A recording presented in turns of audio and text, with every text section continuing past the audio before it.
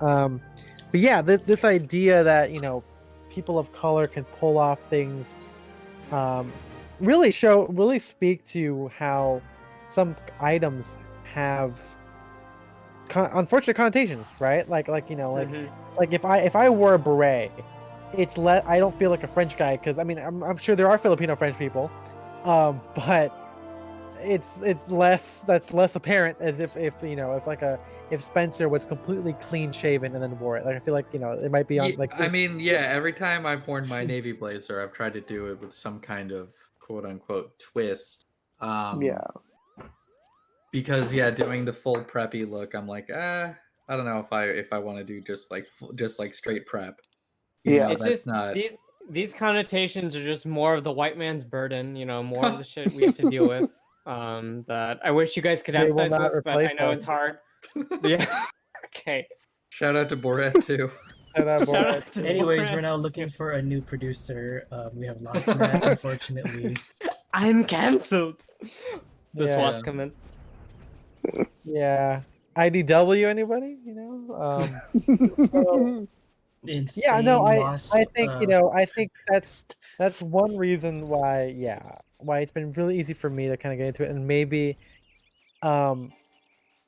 well, I was gonna say there's a friend of ours who's always scared of connotations, but I feel like those connotations just don't exist. Obviously, with the clothing, but it'll be easier for us because we are Asian, and I think leaning into that kind of thing, where like we're talking with Adam, like when he wears it, it looks cool. He doesn't seem like a kind of like a typical Silver Lake hipster white guy in LA. He just seems like a cool Asian guy who likes clothing and vintage clothing. Like it doesn't seem as bad, Yeah. And with prep, I think, I mean, we've seen that too. Like there's a whole thing with like the Black Prep or something like that. Wasn't that like a magazine or some sort of movement? Yeah. So like street etiquette, like they did like their own editorial. They call it, I think they call it the Black Ivy. The Black Ivy, that's it. Yeah. That's it. And it's really great. Like everyone should Google it. I think it's still around. Yeah, the video might be. They're just it's excellent. So cool about and it was kind of like, what if a Ralph Lauren ad was shot with only black people at like a historically black university? Right. I was like, that is super cool because like the concept they pulled off was amazing, and a lot of it was Ralph in the Ralph clothing and like crest blazers and like shit like that. Even low head, it was great, right? though. But it had its own twist. Like it had this like almost kind of like it wasn't like straight low head because low head was a little bit more like polo sport and stuff, but like it definitely had like that feel of like a lot more logo heavy, a lot more like colors, and it felt like a very refreshing take at the time, which was like 2010, 2011, and of like prep, but told through the lens of African Americans, and it was really cool. I think it was really neat.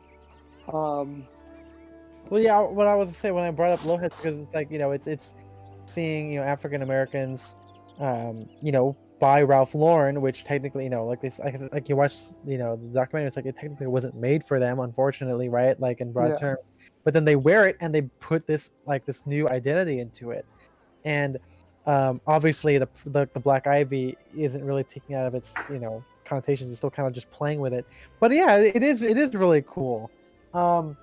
And honestly, I think that's why I got into menswear, like classic menswear to begin with, because at first it was like when I was in vintage, it was like, okay, I'm like one of the few, if not only, non-white person there, or at least non-white, non-Hispanic, because I mean, there's a lot of like rockabillys, Hispanic people who are into that.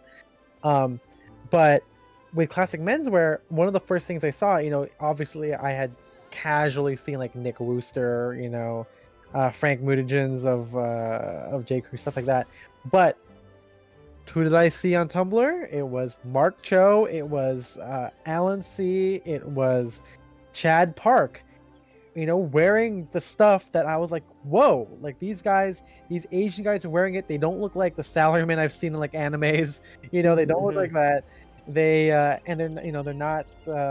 I've seen like Asian preppies. I mean, as MJ knows, like there's a guy in Oh, that's a good story actually too. I don't know if I've said this, but like there's a guy that that went to MJ's school. I forgot what his name is. I'm not gonna say his name because I want people to dox him. But he was really cool. Join like, the Patreon and I'll tell you. Join the Patreon, yeah. And then we'll dox him there.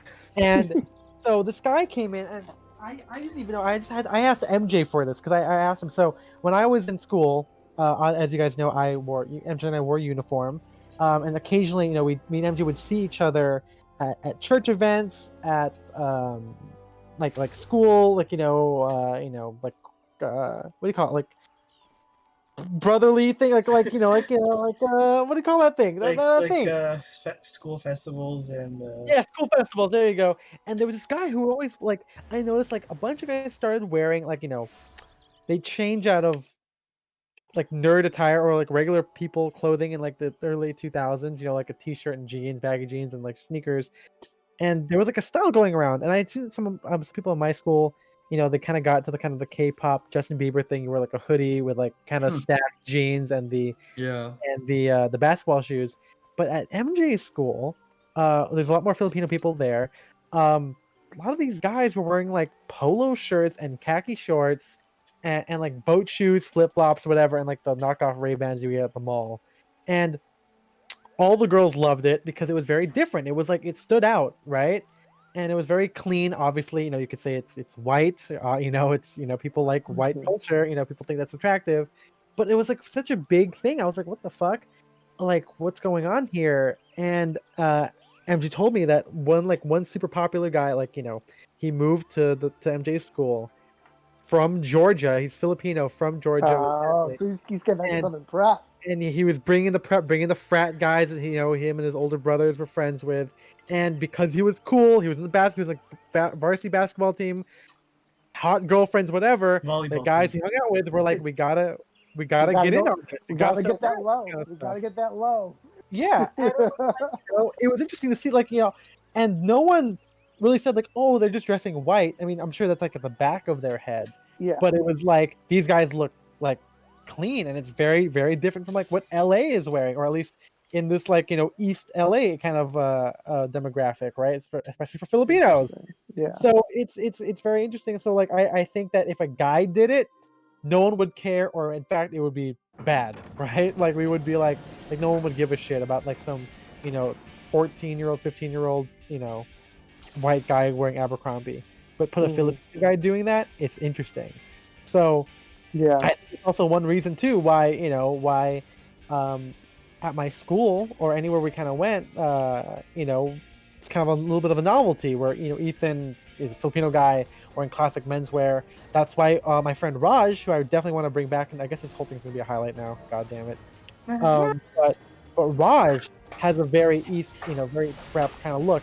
He is from Maryland. He's an Indian guy from Maryland, and he just looks cool wearing a fucking polo shirt and a blazer and tassel loafers. It just looks interesting. Like it doesn't feel like he's putting on airs. It doesn't feel like he's dressed like a white guy. It just looks cool. Obviously, he has a spin on it. He doesn't wear like baggy chinos. He doesn't wear rumply OCBD. And again, if you guys haven't read or listened to the episode where Raj is just killing it, it's a really good one. And to bring it back to the topic, one of his favorite things to wear was like his school's Navy blazer. I think I'm not sure if it was school, but he put his school crest on it. I think, not sure. I guess I have to look back at the images. I don't know if he thrifted it. Maybe it was like a thrift that his dad had and passed it down to him. I'm not sure. He wore it a lot. It was very bad in terms of a cut. It was like kind of padded shoulders, very low buttoning size. It looked like, I'm pretty sure. Actually, it might have been like a little kid's blazer, like a little tween blazer, But he wore it. He kept wearing it, and it just looked so good. He wore it with striped polo shirts. He wore it with Lacoste polos because he's also he also did some Hilfiger because he's a golfer. Man, come on, East Coast guy from Maryland. Why not, right? Yeah. But yeah, there was some idea about he's kind of leaning into it, subverting it, but it's basically just his way. He just happened to this kind of blazer with brass buttons, and I'm pretty sure that has always stuck with me, and I'm like, okay, if I ever thought about wearing it myself, I think Raj would be a good way to go, and it's just it's really interesting to see, like, people that I've met, people of color, kind of adopt classic menswear, and maybe, like, it might not even be that interesting in, like, the white, like, they might wear it the same, like, I might dress the same way as Ethan Newton, but to the regular people, the fact that I'm, that it's a person of color, against seeing, the rest of you guys, well, I guess we're kind of split down the middle here with white person of color and this right here. But there's always going to be that kind of interest, and luckily, I don't have to worry about looking like a wasp, because I literally can't be. Literally can't be. Yeah, you're a snake. You're an asp. You're an asp. But the one thing I do. Go ahead. So, like, the one thing I do, like, on the flip side of that, right? It's like, clearly, no one's ever going to mistake me for a white person, unless they really are colorblind. But I think, like, the other thing, though, is when it comes to, like, this style of clothing, right, and especially depending on what circles you're running in, for instance, like, if you are a minority, a person of color, and you find yourself dressing the part rather than doing your, like, I don't know how to say this, like, adopting, like, the clothes of the people you're around, right? Yeah. To kind of just be like, well, this isn't really, like, from me or my culture necessarily, but I want to fit in, which, that's not uncommon when it comes to clothing, especially when you're young. Right. I feel like that was kind of, because even though I came at, like, wearing the navy blazer from a very different vector, yeah, it became, once I realized to where I was and what people were doing, and I was paying attention to that sort of thing more and more often, and learning about, like, oh, like, these people aren't also into clothes. This is, like, just their background, like, and then it became, I felt like, while I was going through that, even though I came from a different way, like, it became about me more wanting to try hard to fit in with those people through clothing. right. And I think maybe that's what, like, turned me away from wanting to really go back down that route, or, like, lean heavily into it, because I still like a lot of combos. I still like a lot of things, like, aspects of Ivy, but I'm not. I also, like, am very cognizant of the fact that it's like, that is not from where I was from, where I was raised, my background, like, and also I don't necessarily anymore aspire to be like these people or want to put on airs to fit in with them. And I feel like that is something that, like, I've constantly been trying to, like, rebalance, is, like, how do I balance my love for clothing or certain types of clothing that have these certain connotations, but also not look like I'm trying to necessarily fill in or play a role alongside these people, or make it seem that way. So, like, I don't know, I feel like that's always, like, an interesting place to come from, because it's like, maybe you're the kid from California who, like, moves to Georgia, right? Do the reverse, right? And it's like everyone in Georgia is wearing vineyard vines, and, like, you don't want to. I think a lot of kids, like, especially high school, like, oh shit, I gotta, like, go buy a bunch of vineyard vine shit and, like, try to wear croquis and, like, shitty cargo shorts and boat shoes, and that's not who they are. Like, who they are, it might be, like, a skater kid that has a very different style and, like, appreciation for things. And I think it's, like, very hard to not succumb to, like, that, like, peer group pressure when it comes to, like, just when you intercept or find yourself in circles and groups of friends or acquaintances or coworkers that are of a certain way and you're not. And, like, how do you maintain your sense of style in that, but still also not be, you know, a total, you know, nail that sticks out from everyone else. Right. I think that's one reason why us in California have been pretty lucky, since it's a pretty diverse group of people here. Definitely. In terms of like, just in terms of like tribes of interest, right? For sure. And I think luckily, I think MJ, Spencer, and I haven't had to dress to fit in. I could definitely see that literally anywhere else. Anywhere else, that's definitely an issue. But for us, we've never really had to do that. We've, I mean, as in the terms of like toning our style down to fit in is a different story. We've talked about context in previous things, but in terms of this one, it's kind of like it's been pretty good. Like we never really had to fit in because I mean, also, MJ and I had uniform for a long time, and I think obviously we did take notice when people were not in uniform for like outside, at like school festivals, at church stuff. You did take notice of what people did wear, and it kind of goes in there. But we never really had a lot of like. Other than that, I cannot think of a group of people that dressed a certain way. And even before that, like all of my friends, I mean, maybe they all just kind of the same. You wear like a graphic T-shirt, like a anime shirt, random shirt, jeans, sneakers, and like that's it. Maybe a cool jacket. Scott, our friend who is not into menswear, at least like the rest of us, but he likes wearing like military style jackets. He wears that with like like a fandom T-shirt, or a nice button up. Now he's old. He's 25 now, so like obviously he has to look. He's old, yeah. 25. Yeah, but like back he's got then, one foot in the grave. Yeah. You just kind of gotta wear that, But yeah, I think I can't fathom having to dress to fit in somewhere. And luckily I've never had the issue with that, and I think we're at the age now where it doesn't, people don't really give a fuck. Well, that's the I thing. think I think culturally too. Yeah. We're at that spot where people care less. We happen to be born at a certain time where obviously maybe as a kid, if me and MJ were in public school throughout high school, I think maybe our ideas would be different. But because we wore uniform literally for 12 years,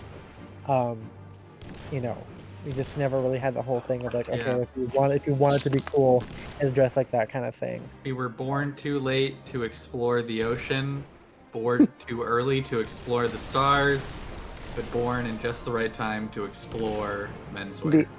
That's right. Yeah, without and you get to tie it back to the breast, but I think that's why, again, that's why we're able to kind of have the freedom to do that, to kind of wear it without this idea of like cult Republican, even though we can reference it in our minds, we've seen examples of it. We're pretty okay from that. And of course, we just happen to wear it way differently. I mean, like Heinrich, when you wore it, like no one. I hope. I'm curious. When you Heinrich, when you wear it, do you think you get comments when wherever you go? In what sense? Because comments that are based in sort of the broader connotations of the blazer. Yeah, I guess, or maybe like, have you noticed like anything derogatory, or maybe just like, do people notice it? Like, oh, that's Preppy of you or Waspy of you or whatever. I don't know. My suspicion is actually that although it's nothing like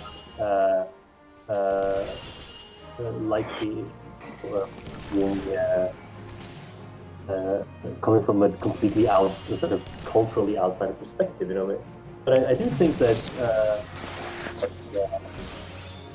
Just the way my long hair or something signals something that's outside of it already. So it just right. Yeah. It doesn't allow anyone to put you back in some kind of defined box, right? So it's already that's sort of part of the reason I haven't changed it. I guess it provides a certain freedom to do certain things. Like if you right. certain things where if you have long hair and a beard or something, and there's certain things that you're allowed other freedoms automatically, I think. Right. Because you're already sort of in a certain sense outside of it. But I had another thought about basically the kind of freedom with which we approach the blazer, right? And diversity is a great way to approach it, because there is a question, of course, whether diversity is presupposes a kind of stylistic establishment or monoculture or not. Especially what happens after that sort of airy sphere of where people naturally wear those kind of blazers at like Republican fundraisers or whatever. What happens when that sphere no longer exists, right? When that becomes like when that's thrown on the ash heap of history, right? Because there is something, it's not exactly American, but it's like the idea of immediate coupling of identity and style that is not there in like where style is a form of default, where that the style is a kind of absence of self-consciousness, right? It's when something is natural, even if it's like achieved or contrived in some ways, when it's sort of in place. And when those cultural or social enforcing mechanisms are there, that sort of happens. It's like a way of life. It's not like something that's specific to style or clothing. Like I always wonder, like when I, like in France, everyone somehow knows how to tie the scarf in a particular way. How does that happen? You do learn it, but it's like it's not a stylistic choice. It's sort of the way it's done. It's sort of it's part of the air that you breathe. It doesn't, and I think for Americans that dimension doesn't really exist, or exists for very few people.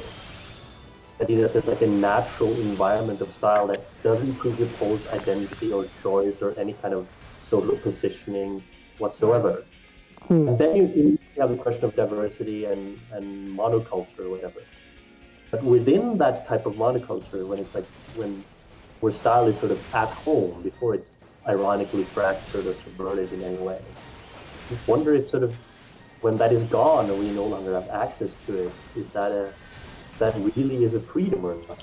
It's a good question. Do we secretly need those Republican donors somewhere to be wearing the blazer, even if it's without why? That's roast to rebel against. Yeah, exactly. We need something to make. We need the original thing so we can be ironic about it. Notion of like, there is actually sociological, concept in sociology about this sort of interpassivity that someone somewhere has to be authentic. Famous in religion, like when everyone's like, no one's really Catholic, but someone has to be. So everyone thinks that the old women that goes to mass every week are really the real Catholics because they come to mass 3 times a week, whereas they really come to just like trade gossip with their friends. So it's sort of it's a constant displacement, right? You know, someone has to be the authentic representative of a religion or of a style, but it never happens. This was our first installment of an 8-part series on the Navy Blazer on the Twitch channel. I mean, we'll occupy the rest of the year. It is quite interesting, you know. I hope that we don't need to have someone, a college Republican, so that way we can be like, see, look, we're showing him, we're doing it different, you know. Because I think that my ideal world is, you know, it's a menswear full of fun details that you just happen to like, you know. But something that, if that's the case, then what's to stop people from wearing like fucking zebra print lining? I know that the technical answer is there is nothing wrong, but you shouldn't do it. Like it's you know, I think that, you know, yeah, obviously it might be harder to gauge taste and what is right, quotation marks, you know, when context is thrown on the ash heap of history, when these things no longer really exist as monoculture happens. I don't know. It is a fun hypothetical to kind of think about, and you know, I hope. Is this the only hypothetical you've ever enjoyed, Ethan? Well, I don't technically enjoy it. I think it's cool. Like I think paradoxes are cool. I just really like thinking about them. Okay. He hates. Speaking of doxing. Yeah. But yeah, I mean, like I said earlier, you know, for me at a certain point, it always becomes like I'm just happening to wearing a blue jacket with this, or I'm wearing these olive pants that happen to be wider than those olive pants, you know, and I think when people think about it that way, it makes it easier to mix and match certain things. I don't know if vibe will become a part of it. If vibes are very dependent on context and on the historical roots of a garment. So yeah, I mean, I wonder. Yeah, I wonder if if Republicans do, this college Republican look dies out, will I still enjoy wearing the hoodies with brass buttons? I don't know, because so far right now, I like to wear it ironically. I like to wear it and subvert the expectations of people, But I say that, yet no one has ever said anything to me. No one has ever said you look like a college Republican. Well, we sort of touched on this, where it's like, do we want everyone dressing the way that we dressed? We mentioned this in the stream, and we were sort of against that. We want people to do their own thing. Yeah, I think it's also because I think that it's just improbable, that it'll happen. At least not in our lifetime. So not a good hypothetical. So know where you stand, hypothetical. Yeah. I mean, it's there's only really two ways that everyone wears all the same clothes as a society, and that's either we become like a Star Trek kind of future where we're all in Starfleet, or we become like a dystopic nightmare oppressive society where we all wear like gray jumpsuits. And we're here just trying to find the gray in between.